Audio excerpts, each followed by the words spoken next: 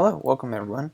Today we're going to be talking about the difference between displacement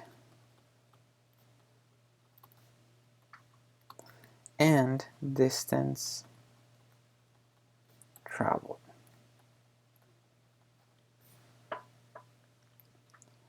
So many times students get them confused and they think that the displacement is the same thing as the distance traveled. However, they're not. And the few key differences is that the displacement is usually noted by the change in x, and it means the change in position. Now you may be wondering, okay, what does that look like? Well, that's just your ending point, or your final point, minus your initial point, and that gives you delta x.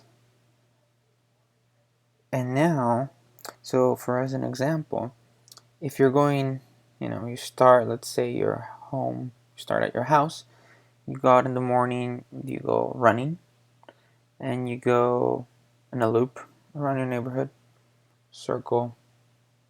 Then you end up back at your place, at your home. Your final displacement will actually be 0.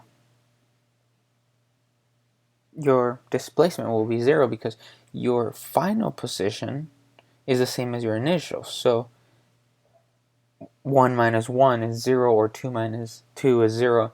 So if you ran in a circle around your neighborhood and ended up at your house, your final displacement is 0. However, when it comes to distance traveled, some textbooks denote it as d. Lowercase d just means distance, and as the name says it, that's just the distance traveled. And the same example applies here. Let's say you start at your house, you go running around the neighborhood, and let's say you cover 3 miles. Now, your distance traveled, or the distance that you ran, would be 3 miles. However, your displacement, delta x, will still be 0 miles. Because you started and ended at the same position, your displacement is 0, but the distance that you traveled were 3 miles, so distance is 3, and your displacement is 0, because displacement is from final point to initial point. So another example can be a bookshelf. So you have a bookshelf.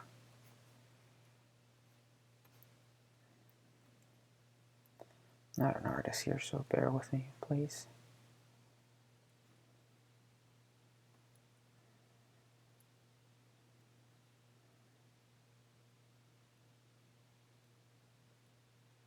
So you have a bookshelf, and now if you pick up a book and you place it up here on this shelf, right here, and let's say you moved it 3 meters. Now in this case, and let's say the ground one was, your ground usually is 0 meters, and then your height that you moved it, or the total, or the final position, was 3 meters. So now your displacement, or delta x, is final, which is 3 meters, minus initial, 0 meters, so it ends up being 3 meters. So your displacement is 3 meters. Also, by the distance traveled definition, then we're saying that it traveled 3 meters, right? So now your distance, or d, is also 3 meters.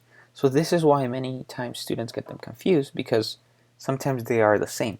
However, let's suppose this book, somebody decides to put it back on the ground. So now the displacement will be final, which in this case is the ground, which is 0, minus initial, which is 0, so it ends up being 3 meters. So it moved 3 meters up, then it moved 3 meters down, so it canceled each other out, so now your final displacement is 0. However, your distance traveled, as we had talked about it before, it's how much it moved. And it moved 3 meters up, and it moved 3 meters down. So then it moved 3 meters up, 3 meters down. So your final distance traveled will be 6 meters. And now this difference will come in very helpful when we're talking about velocity versus speed, which is our next video. I hope this was helpful. Again, subscribe on YouTube and like us on Facebook and follow us. Have a good day.